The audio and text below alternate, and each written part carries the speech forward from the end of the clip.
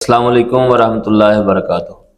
दोस्तों, सरफराज अहमद आपके साथ है। आज हमारे साथ मौजूद हैं डॉक्टर उसामा आबिद साहब। आज बैठे हम बात कर रहे थे, तो ब्रीडिंग सीज़न चल रहा है, अभी तकरीबन 2 महीने और हैं।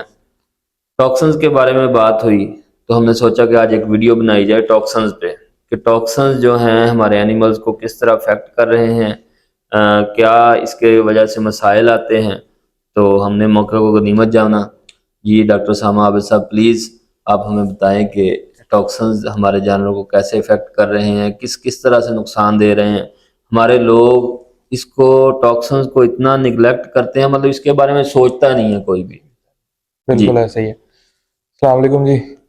आज का जो हमारा टॉक्सिन्स के ऊपर टॉपिक के ऊपर वीडियो बन रही है सरफराज साहब के साथ, ये बड़ा एक बेसिक और इकोनॉमिकल पॉइंट ऑफ व्यू से बहुत इंपॉर्टेंट टॉपिक है। टॉक्सिन्स बेसिकली फीड में आते ही आते हैं, और डेयरी फार्मिंग के अंदर जो टॉक्सिन्स हैं ये आप इनको कंट्रोल नहीं कर सकते, क्योंकि जो छोटे पैमाने पे डेयरी फार्मर्स हैं वो लोग कोशिश करते हैं कि वंडा खुद बनाएं। जब वंडा खुद बनाया जाता है, ग्रेन्स लिए जाते हैं, उसमें बी ग्रेड लो ग्रेड के लो क्वालिटी के ग्रेन्स मंडी से उठा लिए जाते हैं, उनके थ्रू टॉक्सिन्स आ जाएंगे, माइकोटॉक्सिन्स, एफ्लाटॉक्सिन्स, डिफरेंट टाइप्स हैं।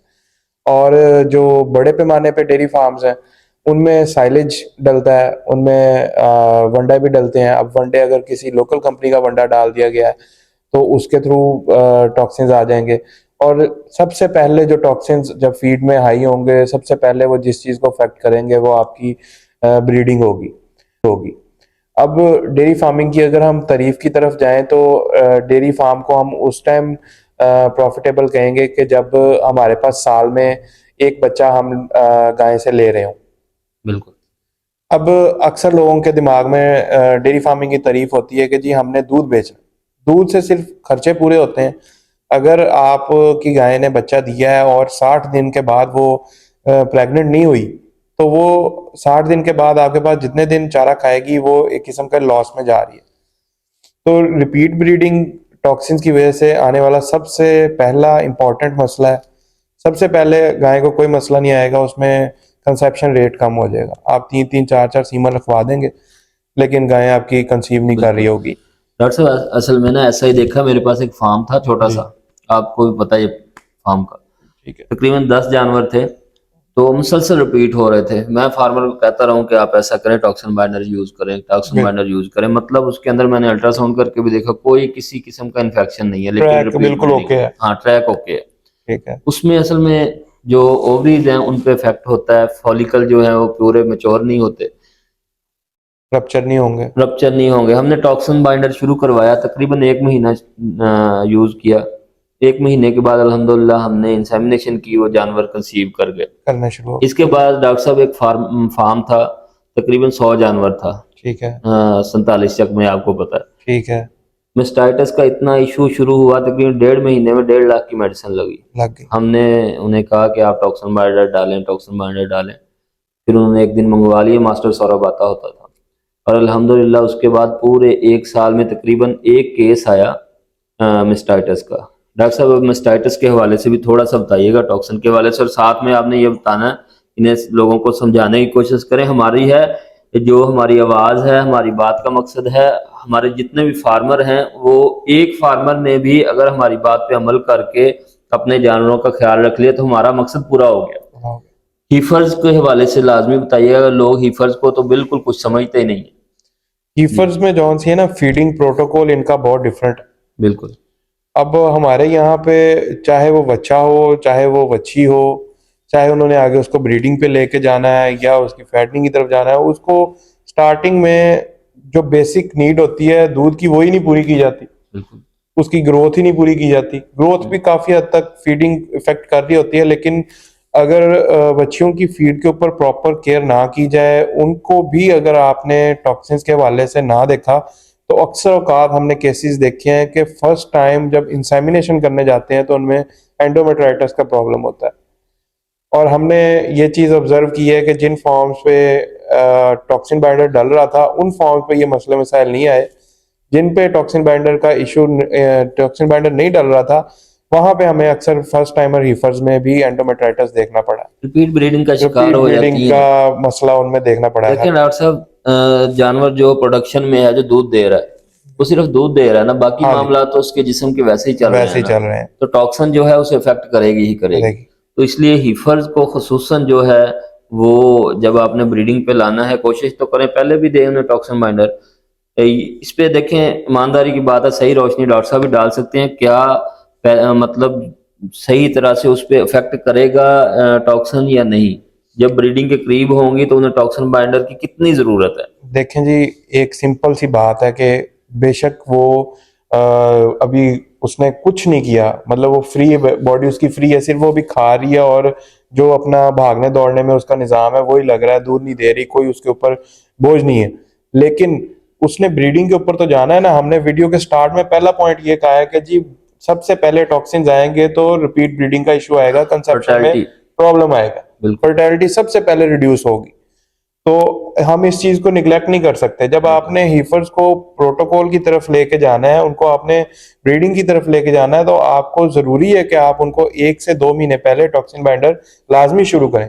क्योंकि जब आप हेफर्स 8 से 9 महीने से ऊपर चले जाती हैं, बल्कि कुछ फार्म पे तो 6 महीने के बाद, वो जब वीनिंग के बाद 6 महीने की हीफर्स होती हैं तो वो साइलेज ऑफर करना शुरू कर देते हैं। बिल्कुल। तो जब साइलेज जा रहा है तो टॉक्सिन ये हो ही नहीं सकता कि ना जाए। क्योंकि हम लोग जो अक्सर तो जो से फार्मर्स हैं वो खुद साइलेज बनाते हैं, लेकिन बेशतर 70% फार्मर्स ऐसे हैं जो खरीदते हैं। बिल्कुल। तो जो खरीदा हुआ माल है उसमें आप नहीं एश्योर कर सकते कि उसमें टॉक्सिन फ्री होगा, वो देखो टॉक्सिन फ्री तो होता ही नहीं है, इसमें टॉक्सिन्स तो बनते ही बनते बनते ही हैं। बनते हैं। अच्छा डॉक्टर साहब, फर्टेलिटी के अलावा टॉक्सिन का क्या क्या नुकसान है, काइंडली ये लाजमी आपने बताएं। सबसे पहले इसके ऊपर रोशनी डाली, मस्टाइटिस के हवाले से फॉर्म का बताया। सबसे फर्टिलिटी के बाद दूसरे नंबर पे आने वाला जो सबसे बड़ा मसला है वो साड़ू का है। ठीक है। सिंपल अल्फाज में अगर हम कहें, अब साड़ू की बहुत सारी वजूहात हैं, जिनमें से एक जो सा है वो टॉक्सिन्स है। बिल्कुल। और साड़ू जो टॉक्सिन्स की वजह से आना है या किसी और वजह से आना है, अगर आप इसको केयर नहीं करते तो ये जानवर को ज़ाया कर देता है। बिल्कुल। ज़ाया इन द सेंस कि या तो उसका थन बिल्कुल खराब हो जाएगा, वो भी जानवर आपके लिए किसी काम का नहीं है। और सम टाइम इकोलाई मास्टाइटिस आता है, वो जानवर को वैसे ही खत्म कर देता है। अब इकोलाई जॉन सा है वो अपनी इन्वायरमेंट में, हमारी इन्वायरमेंट में अवेलेबल होता है, हर वक्त अवेलेबल होता है। उसने जैसे ही जानवर आपका स्ट्रेस में गया, उसने अटैक कर देना है। और उसको हम टॉक्सिमिक मास्टाइटिस भी कहते हैं। ठीक है, जैसे ही वो उसने आना है 1 से 2 दिन के अंदर आपका जानवर खत्म हो जाना। बिल्कुल। खत्म हो जाना। डॉक्टर साहब, बाज़ दफ़ा ऐसा होता है कि लोग वैक्सीन करवाते हैं, हाँ वैक्सीन जी, करवाने के कुछ अर्सा बाद भी बीमारी आ जाती है। टॉक्सिन्स का वैक्सीन फेलियर में कोई किरदार है? मैंने पढ़ा था वैक्सीन छोटा सा, जी, उसमें जो ऊपर ऊपर लिखा है ना, उन्होंने रिड्यूस फर्टिलिटी लिखा है, ठीक फिर है। मास्टाइटिस लिखा है, फिर जो लिखा है वैक्सीन फेलियर भी लिखा है उसके अंदर ना। वैक्सीन के फेल होने में जब ओवरऑल हेल्थ नहीं ठीक होगी ना, जो आपने वैक्सीन की है वो भी मतलब उसका हो सकता है असर ना हो। अच्छा, इस पे आप थोड़ी सी थोड़ा रोशनी सा डालें। ये कहना चाह रहे हैं कि वैक्सीन की लेकिन उसके बाद भी जानवर हम्म। बीमार हो गए। बिल्कुल। अब वैक्सीन जौन सी है बेसिकली वो होता तो वायरस ही है। तो अगर आपका जानवर स्ट्रेस में है ऑलरेडी और आप उसे वायरस दे रहे हैं, जी। तो ऑटोमेटिकली उसकी जो कुव्वत मुदाफियत है वो बढ़ने की बजाय कम ही कम होगी। नहीं हो जाएगी। तो वैक्सीन रिएक्ट कर सकती है। लेकिन मैंने इस तरीके का फिलहाल कोई इशू देखा नहीं, टॉक्सिन्स की देखा वजह मैंने से, भी नहीं है, टॉक्सिन्स की वजह से। मैंने सिंपल। सिर्फ पढ़ा है हाँ जी, वैक्सीन फेलियर होता है। ठीक हो चलो, गया। इसके अलावा अगर आपके जहन में कोई चीज़ है टॉक्सिन्स के हवाले से, आप अवेयरनेस देना चाहें तो ज़रूर बताएं हमें। हमारी तो जी एक ही रिक्वेस्ट है, जिस भी फार्मर के पास जाते हैं, चाहे वो बीफ के ऊपर काम कर रहा है, चाहे वो इनके ऊपर काम कर रहा है, डेयरी के ऊपर। देखिए जी, टॉक्सिन्स हम कंट्रोल कर नहीं सकते, जानवर की मैनेजमेंट हम कर नहीं सकते। जानवर है, उसे नहीं पता, उसके सामने जो चीज़ आनी है उसने खा जानी है। तो बीफ की तरफ जो फार्म है, अगर उनमें टॉक्सिन्स ना डाल रहे हो तो सबसे बड़ा मसला आता है जी, जानवरों को पेट के मसाइल बहुत ज़्यादा आते हैं।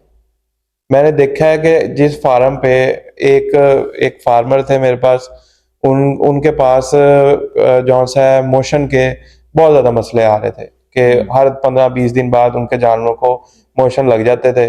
वो लोग फिर दवाइयाँ देते थे तो काम सेट होता था। उनके पास हमने टॉक्सिन बाइंडर चलवाना शुरू किया, तो अल्हम्दुलिल्लाह ये मसले हमारे ख़त्म हो गए। तो बेसिकली टॉक्सिन्स, कोई भी टॉक्सिसिटी होगी ना, पेट का मसाइल सबसे पहले आएंगे। ये कोई पेट भी के चीज़ मसाइल होगी, आएंगे तो फिर जाहिर सी बात है इनका जो आगे ग्रोथ रेट है वो कम ग्रोथ हो रेट कम जाएगा। हो एक अगर आप कहते हैं, जो फार्मर्स आते हैं वो बेहतर जानते हैं इस चीज़ को, कि जानवर को एक दफ़ा मोक लगी तो जानवर 1 महीना पीछे चला जाएगा।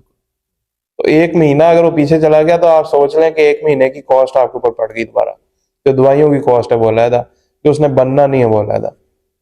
तो टॉक्सिन बाइंडर एक बेसिक चीज़ है, ये आप लोग ज़रूर डालें। कोई इतनी महंगी नहीं है कि जिससे बंदा कहे कि भाई हम अफोर्ड नहीं कर सकते। आपका एक जानवर बीमार हो गया तो 5-6 हज़ार की मेडिसिन लग जानी है, और 10-12 हज़ार का बैग है जो आपका 20 जानवरों का महीना चल जाए। बिल्कुल कोई शक ऐसे नहीं ही है। है। मेरा ख्याल है जो हमारा आज का खसूसी टॉपिक था, जो अवेयरनेस हम देना चाह रहे थे, हम काफ़ी हद तक आप तक पहुंचा चुके हैं।